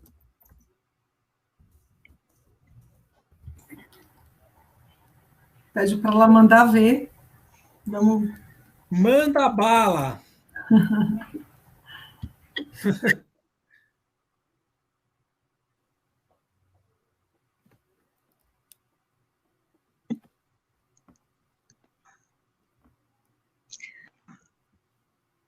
Ai, que bom. Eu não estou conseguindo ouvir ninguém, mas vamos lá, eu vou tentar ser o mais breve possível, que eu perdi muito tempo aí, né, com você, tentando aqui logar e não estava conseguindo. Bom, gente, primeiro é um grande prazer estar aqui falando com vocês. Como eu falei no início, eu sou assistente social, mas tive o privilégio e tenho o privilégio de trabalhar há 23 anos com psicólogas diariamente. Hoje eu trabalho com 3, das 8 às 18, e é uma gratidão muito grande ter vocês enquanto colegas de trabalho, que hoje, na verdade, as que eu trabalho já nem são mais colegas de trabalho, são amigas, e isso é muito gostoso, porque o trabalho que a gente realiza, ele é bem complexo, né, e a gente precisa fortalecer os vínculos para a gente poder observar melhores resultados, né. Como eu falei para vocês, eu trabalho no Centro Pop de Santana, que é uma estatal. Em São Paulo, hoje, nós temos 6 centros POPs, que só pelo número vocês já conseguem perceber que a gente não consegue atender toda a população de rua, que hoje está chegando a quase 25 mil pessoas aqui em São Paulo, e cada dia chegando mais. Principalmente nós que estamos aqui em Santana, recebemos muitos de outros estados do Brasil que chegam pelo terminal rodoviário do Tietê. Vem na perspectiva de trabalho, de reencontrar a família, da alimentação, de atendimento, porque nos estados que eles moram, muitas vezes não conseguem, né? Nós temos um Centro Pop Santana, temos um na Vila Maria, temos um na região da Moca, outro em Santa Cecília, Bela Vista e Santo Amaro. Enquanto Centro Pop, nós somos considerados de média complexidade, porque nós temos a baixa, a média e a alta. Porém, nós atendemos todos os serviços de alta complexidade. O que é de alta complexidade para nós aqui no Centro Pop? São aqueles serviços 24 horas que trabalham com acolhimento de pessoas e famílias, tá? Hoje, cada Centro Pop, a gente tem a capacidade de atender 120 usuários mês. Só que isso triplica, quadriplica, dependendo da região da cidade. Nós aqui em Santana estamos no 3º lugar em atendimento na cidade, mas a região central é a que demanda o maior número de atendimento. Os centros POP, gente, eles são diferenciados, o de São Paulo, eles são diferenciados das demais regiões do Brasil. Porque São Paulo é uma metrópole, e no Centro Pop aqui em São Paulo deveria ter local para banho, para alimentação, para acolhimento, equipe de abordagem. Nós não temos espaço para isso e nem profissionais, funcionários públicos, como é exigido. Então, a prefeitura terceiriza, né, contrata as organizações sociais e elas que nos auxiliam com esse trabalho. Hoje, no Centro Pop Santana, nós somos em 22 funcionários, apenas 3 são funcionários públicos, os demais são de organização social. A gente tem a missão, tem a visão, tem os valores que a gente sentou e discutiu em equipe, a gente fez pensando principalmente e primeiramente no usuário, né, na pessoa que está em situação de rua, que nos procura. Depois vocês vão ter acesso ao material, né, eu não vou nem ficar lendo para vocês aí, para não demandar tempo, mas é que a gente preza muito o fortalecimento de vínculo, o retorno familiar, a autonomia, a potencialidade desses usuários, a gente fala usuário, né, geralmente as pessoas, usuário de droga? Também, mas nesse sentido a gente está falando o usuário do serviço social, da assistência, tá?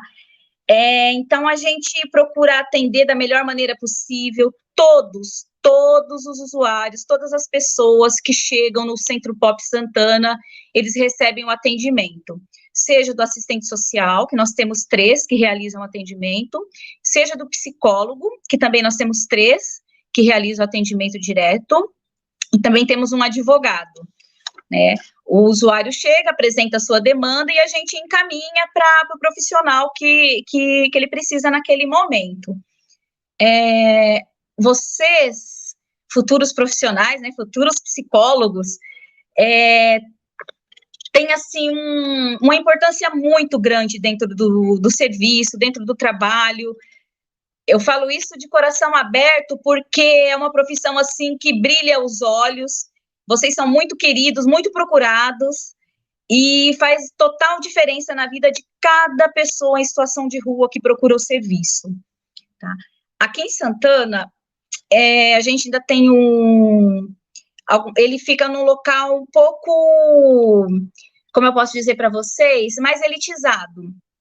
Então, a gente, só nesses quase 4 anos que eu estou, a gente já sofreu 6 baixo-assinados para retirar a gente do local, que as pessoas não querem a população em situação de rua perto de suas casas, perto de seus comércios, né? Então, a gente sofre bastante preconceito, mas a gente vem conseguindo contornar aí, até em conversa com a população em situação de rua, para que não façam bagunça, para que não deixe sujeira no espaço, nas redondezas, para que a gente não sofra mais baixo-assinado, enfim. É um trabalho de formiguinha, um trabalho que a gente gosta muito de fazer, e um trabalho que a participação do psicólogo, assim, é de extrema importância. A gente não consegue fazer o atendimento clínico, né? O psicólogo não consegue fazer o atendimento clínico no serviço, mas ele trabalha com as palestras, faz os encaminhamentos, a escuta, o contato familiar, encaminha para as UBS, consultório na rua. É um trabalho bem gratificante, só que é um trabalho que exige uma entrega, né? Uma entrega, e quem trabalha na assistência, independente de ser assistente social ou psicólogo, é recomendável que faça terapia, porque é um trabalho bem pesado, é um trabalho que exige bastante. Eu sou formada em serviço social, mas estou na coordenação, e assim, é um trabalho que demanda e exige de você 24 horas por dia. Ontem, por exemplo, era 11 da noite, estourou o esgoto de um serviço, tínhamos 18 moradores de rua precisando tomar banho, então a gente aciona um serviço de transporte, tenta levar para um outro serviço para que eles tomem banho, volte para jantar, pernoitar no outro serviço. Então é um trabalho, assim, que demanda bastante amor e dedicação. Eu acho que eu sou a coordenadora de Centro Pop mais antiga, ninguém quer ser, justamente porque é acionado muito, né, várias vezes por dia, na noite, madrugada, final de semana, e as pessoas não conseguem ficar mais de 6 meses a 1 ano na coordenação. Mas é um serviço, quando a gente pega amor, pega paixão, a gente vai que vai. Tá um pouco estranho, porque eu não estou conseguindo dialogar com vocês, eu não estou conseguindo ouvir, só estou eu me ouvindo. Aqui em Santana, a gente tem alguns serviços referenciados ao Centro Pop, que nós fazemos a supervisão direta, que é um centro de acolhida para a família, que ficam pais com filhos, ou mães com filhos, ou 2 mães com filho, ou 2 pais com filho, né? E a gente tem serviço para 50 vagas, que é muito procurado, só que a gente não consegue atender toda a demanda. Imagine, são 50 vagas, a gente tem lista de espera. Nós temos 2 centros de acolhida, um centro de acolhida masculino, acima de 18 anos, que não aceita cachorros e gatos, e um outro que a gente já tem o canil, que aceita cachorro, gato, tem todo o atendimento, se precisar, inclusive, de veterinário, que é o nosso CTA. A gente tem 3 repúblicas, que são 2 repúblicas masculina e uma feminina, que eles são para pessoas que estavam em situação de rua, foi para o centro de acolhida, aí conseguiu um emprego, não precisa ser formal, aí ele vai para a república, pode ficar de 6 meses a 1 ano para guardar um dinheiro e ter condições de sair para a vida de autonomia, que é um serviço bem bacana. Nós temos um CEAS misto, que ele atende, faz abordagem de crianças e adolescentes e de adultos em situação de rua, são equipes de assistentes sociais e psicólogos separados, para atender criança e adolescente, os demais adultos. Nós temos um centro de acolhida especial para mulheres trans, que é o 2º do Brasil, e é um serviço muito importante, porque hoje nós atendemos essas 30 mulheres trans, enfim, que é uma demanda que está crescendo, e a gente está aprendendo, porque vocês sabem que tem a violência por ser da rua, imaginem por ser mulheres trans. E agora eu fico um pouco emocionada, porque a gente está abrindo em Santana também um centro especial de acolhida para homens trans, né? Então, a gente já tem o de mulheres trans e hoje a gente vai ter o de homens trans, que é o primeiro do Brasil, eu acho que do mundo. E para gente que se identifica com a causa, com a situação, com o sofrimento desses homens trans, dessas mulheres trans, é gratificante a gente trabalhar e poder possibilitar uma qualidade de vida para eles. Só que a gente também tem os casos exitosos. Nós temos agora a Telefônica, por exemplo, que está buscando uma parceria com a gente para poder capacitar as mulheres trans e contratar as mulheres trans. E depois a gente vai levar isso também para os homens trans. Nós temos um hotel para idosos com 60 vagas, que também foi um ganho gigantesco na assistência. Começou devido à pandemia. A pandemia está sendo uma lástima, mas tem algumas histórias florescendo devido à pandemia. Então, nós temos vários em São Paulo, mas vou falar especificamente de Santana. A gente atende idosos acima de 60 anos, tendo autonomia. Ele pode ser cadeirante, pode ser moletante, sim. Pode ter problema na visão? Pode. Mas se ele tem autonomia, ele pode ir para o hotel. Lá ele tem café da manhã, ele tem almoço, ele tem jantar, ele tem o lanche da tarde. Cada quarto ficam apenas 2 idosos, cada um na sua cama, com a TV, frigobar, uma qualidade de vida, assim, digna para esses idosos. E lá eles também têm o atendimento social, tem a psicóloga, nós temos o advogado no nosso serviço, que ele faz acompanhamento de todos os casos, de todo mundo que demanda de atendimento jurídico, a gente encaminha a nossa advogada.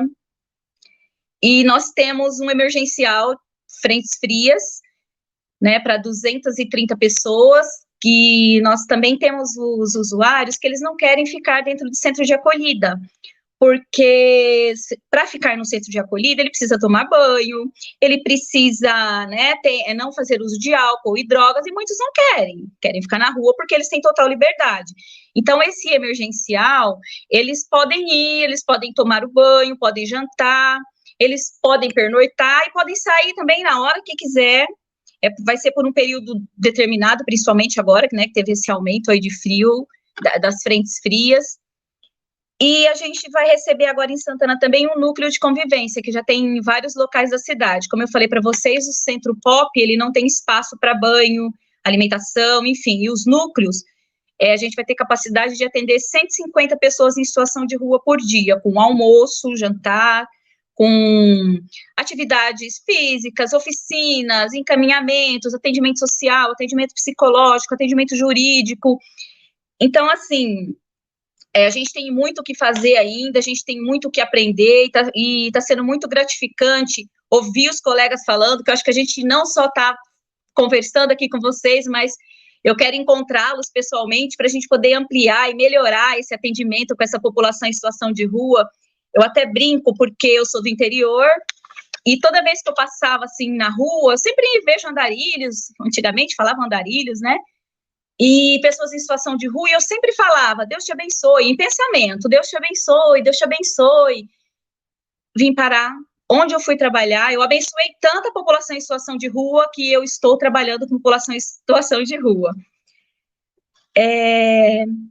Todas as pessoas, né, que comparecem ao Centro Pop, todas, independente do assunto que seja, ele é atendido individualmente por um profissional, ele não sai de lá sem ter uma escuta qualificada e sem a demanda dele ser atendida.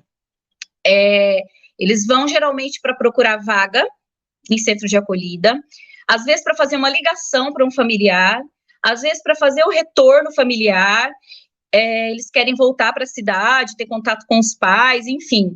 E nessa situação, os psicólogos são, assim, extraordinários, são brilhantes, eles fazem o contato com a família, vê a questão do retorno, a possibilidade, se a família aceita, a gente coloca essa pessoa em situação de rua em um local para que ele possa permanecer enquanto não sai a passagem, porque a prefeitura também, nós temos um órgão que fornece a passagem de retorno familiar.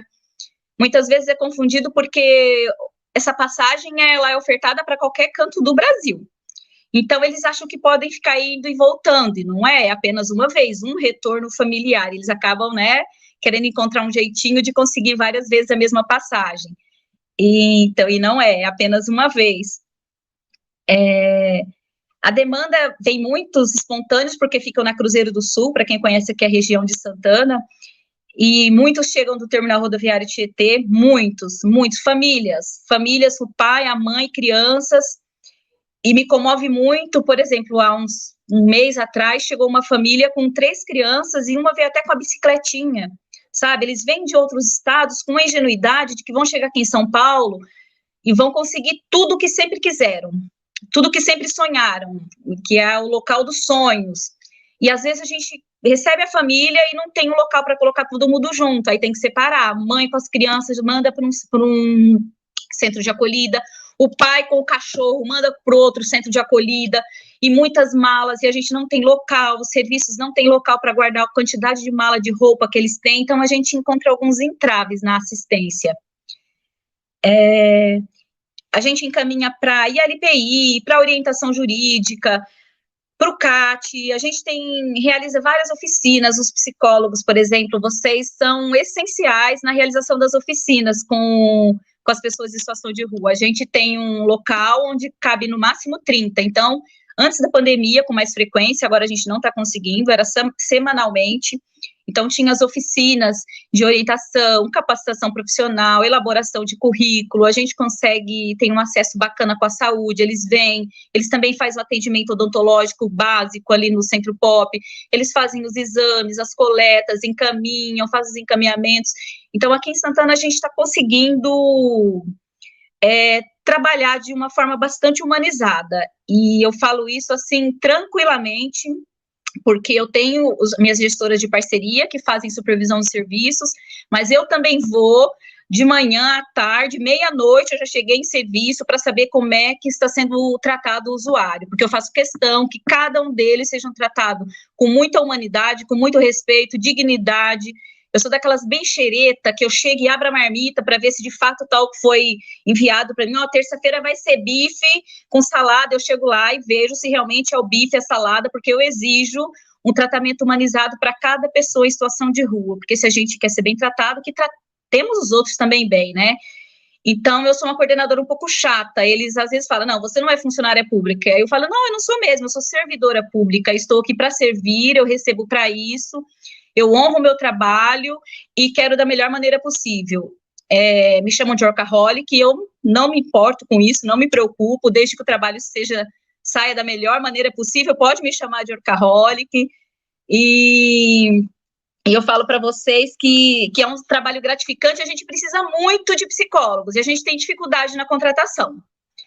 Não são todos que querem trabalhar na assistência, acho que deu meu horário, né? Não são todos que querem trabalhar na assistência, porque é um trabalho que exige bastante, mas a gente acaba contratando bastante psicólogos. E no final aí vai estar meu e-mail, vocês podem encaminhar o currículo, a gente também contrata muitos estagiários, porque eu estou no Centro Pop, a gente contrata o profissional e o estagiário, mas eu supervisiono 11 serviços, e cada um deles tem assistentes sociais, psicólogos, advogados, então a gente contrata o assistente social, o psicólogo e os estagiários também, tá? Só faltam 2 folhinhas aqui para eu finalizar. Então, o serviço, ele foi aberto para atender 120 pessoas por mês, a gente acaba atendendo no Centro Pop, em média de 300 por mês, pessoas, só que essas pessoas voltam 2, 3, 4 vezes, às vezes para conversar, às vezes para tomar um café, para buscar um encaminhamento que perdeu, ou saiu, perdeu uma vaga, vem buscar outra, então o atendimento é bem intenso. Por dia, antes da pandemia, a gente atendia até 50, 60 pessoas por dia. Hoje, um pouco menos. A gente também oferece o cadastro único, benefício, né, do Bolsa Família, renda mínima, renda cidadã, a gente faz encaminhamento, acompanhamento. E assim, eu digo para vocês que nesses 4 anos nós tivemos alguns casos exitosos, assim, digno de soltar fogos de artifício. Eu sou muito animada com esse trabalho, né? Vocês perceberam. A pessoa está em situação de rua, a pessoa foi para um centro de acolhida, a pessoa conseguiu um emprego, foi para a República, passou um período lá e consegue fazer uma locação de um imóvel junto com outros amigos que fizeram, estão com trabalho em carteira assinada, estão como autônomos, eles dão o feedback, olha, dona Suelaine, eu estou conseguindo pagar o aluguel, olha, dona Suelaine, eu me casei, eu e minha esposa estamos vendendo água de coco na praia. Então, a gente tem alguns casos exitosos, e isso me deixa muito animada, porque Isso faz o sentido, né, do nosso trabalho. Se um conseguiu, se dois, ótimo, né, já faz sentido aí, já valeu a pena o esforço e o trabalho que a gente vem realizando. Obrigada, gente.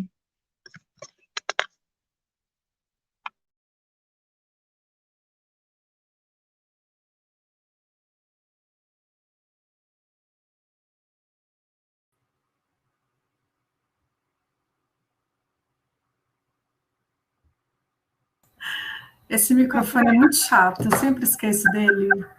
Eu acho que a gente podia abrir a câmera, abrir o microfone junto. Eu estava elogiando a Su, porque realmente a fala dela é maravilhosa. É muito bom a gente ouvir a experiência das pessoas que já estão aí na luta com esse olhar e com esse trabalho tão maravilhoso, tão digno. Vou colocar aqui os convidados conosco. Vanessa, a Dani. Vamos lá. Vou aproveitar para agradecer a Suelaine, que eu não sei se ela vai ouvir agora, mas se ela não ouvir agora, ela pode ouvir depois. Achei a palestra extremamente interessante, a contribuição da Suelaine para que todos tivéssemos a percepção de todos os serviços que o CAPS pode oferecer, de que um centro pop pode oferecer. Eu, por exemplo, não conhecia todos, achei sensacional ter acesso a essa informação e achei que realmente, como fechamento da Semana da Psicologia, a gente está tendo um momento brilhante, com a presença do Ricardo e da Suelaine. Queria agradecer novamente a vocês. E da Dani, gente, eu não posso esquecer da Daniele, do Mentes de Rua. Muito obrigada. A Dani está aqui, estou tentando colocar ela aqui também, junto com o professor Ricardo. Aí, a Dani.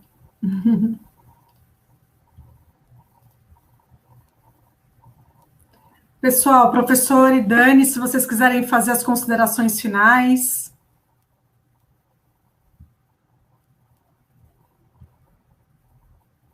À vontade, Dani. Por favor. Bom, só para fechar, eu quero agradecer o espaço. Acho que é muito importante falar sobre o nosso serviço, falar sobre o que a gente representa e reforçar qual é a importância que os alunos têm para nós, né? Nós só conseguimos atingir muitas pessoas, muitos atendimentos por conta dos alunos. E falar também quão diferente é essa formação, tão humanizada, tão aberta, tão acolhedora. Ver o profissional da psicologia trabalhando com outros profissionais da saúde é muito bonito. Ver o pessoal da medicina, que antigamente tinha aquela visão tão elitizada, falando o quão importante é o vínculo que o profissional da psicologia faz com o paciente dele, que ele só consegue fazer muitas coisas por conta do estudante de psicologia. Então, a gente atinge um outro patamar, né? Falar que o estudante de psicologia está ali, consegue ter acesso, consegue ter importância, consegue ser ouvido, gente. Nós estamos num território que tem muito médico, que tem muito estudante de medicina, que os psicólogos têm uma importância, assim, outro nível, de verdade. Vocês têm que ver e o quanto a psicologia ela consegue ir para outros lugares, ter outros olhares, né? Eu tenho só que agradecer. Cada espaço que a gente tem para falar do Médicos do Mundo é maravilhoso. Então, mais uma vez, obrigada pela companhia de vocês.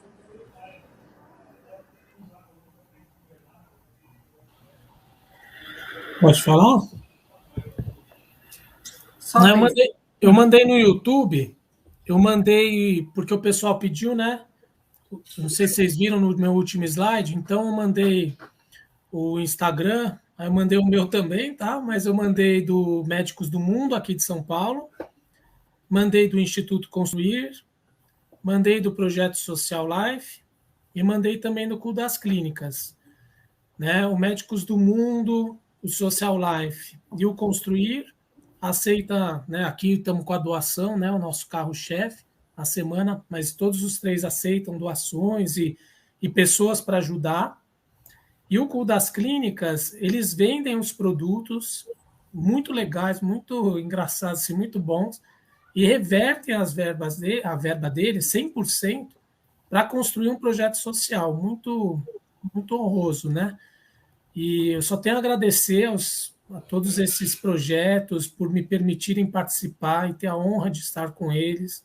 Agradecer a Dani, que sempre foi uma parceira e sempre recebeu os nossos alunos de braços abertos, agradecer o pessoal do Life, o Afonso do Construir, o Igor do Cu das Clínicas, a vocês, meninas da Liga, parabenizar toda a organização, os professores, a Fernanda, a Patrícia, né? Acho que o pessoal gostou, sim, da palestra. Falar para a Suelaine depois, para ela ficar tranquila, essas coisas acontecem mesmo, né?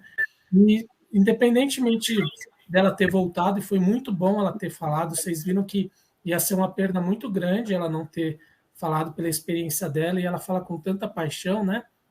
Mas, independentemente disso, fica o convite, a gente pode falar um pouco mais de situação em rua, de pessoas em situação de rua, pode chamar o pessoal de consultório na rua, que quase ninguém conhece também essa estratégia do SUS, que é muito importante, talvez trazer também o pessoal do SEAS, né, que é da Secretaria da Assistência Social, também para falar de abordagem em pessoas em situação de rua. Então, vocês, meninas, que estão à frente da Liga, contem comigo, a gente chama de novo a Suelaine com mais calma, chama outros convidados, pode chamar a Dani de novo para a gente fazer um novo evento aí mais para frente, né, em novembro ou em outubro, que é o Dia da Saúde Mental, né, poder falar da saúde mental com a população em situação de rua, já fica uma dica aí, contem comigo, tá bom? Muito obrigado por tudo. Obrigada, professor. Oi, vamos lá, Gi. A Suelaine está com problemas técnicos, então eu pedi que ela escrevesse um textinho só para que eu pudesse ler como consideração final, bem, bem breve. Ela escreveu o seguinte: gratidão pelo trabalho que todos vêm realizando, pelo empenho, dedicação e profissionalismo. Estou à disposição para nos encontrarmos e discutir melhorias para o desenvolvimento do nosso trabalho. Essa é a mensagem da Suelaine. A Suelaine, ela é muito querida, né? Assim, as pessoas, eu estou acompanhando aqui o feedback dos alunos, eles realmente, todos extremamente carinhosos e ficaram muito contentes em participar. A gente percebe o quanto esse assunto é importante e tem muito aluno engajado, né? Com certeza, a gente da LAESC, nós vamos abrir novamente um convite, estender novamente o convite a vocês três, e não só, né, no canal da LAESC que a gente tem no YouTube para fazer as lives, que a gente leva as informações para o público em geral, mas também para a pasta de educação, que a gente faz aulas, né, com os membros da Liga. Então, a gente com certeza vai conciliar as agendas aí, professor, Daniele, até a Suelaine também, né, eu vou entrar em contato sim, para a gente poder estender, porque realmente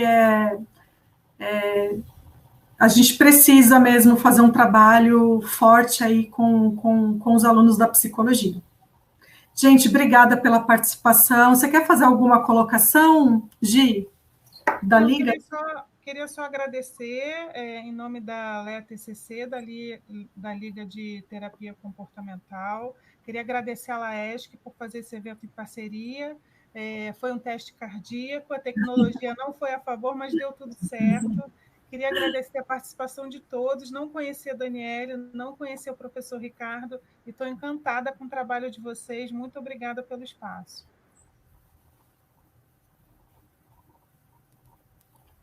É isso aí, pessoal. Boa tarde, bom final de semana a todos. Espero revê-los em breve.